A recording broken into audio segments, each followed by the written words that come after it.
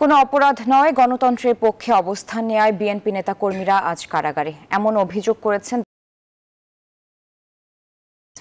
সকালে কারাবন্দী বিএনপি নেতা হাবিবুর রশিদ হাবিবের মুক্তির দাবিতে নয়াপল্টনে বিক্ষোভ মিছিল বের করে নেতাকর্মীরা।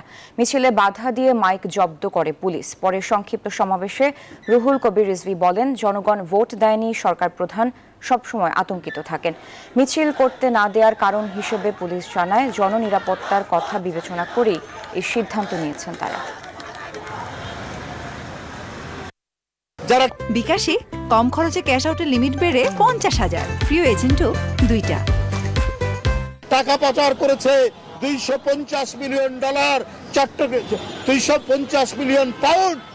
চট্টগ্রামের এমপি তারা বাইরে, তারা প্রকাশ্যে। তাই প্রধানমন্ত্রী, আপনি যে কথা বলেন মানুষ মনে করে যে ওইটা হচ্ছে অপরাধীদের পক্ষে।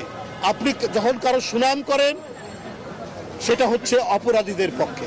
তো জনশৃঙ্খলার স্বার্থে দেখেন যে প্রচুর গাড়ি ঘোড়া চলতেছে, তো গাড়ি যানবাহন চলাচল যাতে বিঘ্নিত না হয় এজন্য আমরা তাদেরকে মিছিল করতে দেইনি।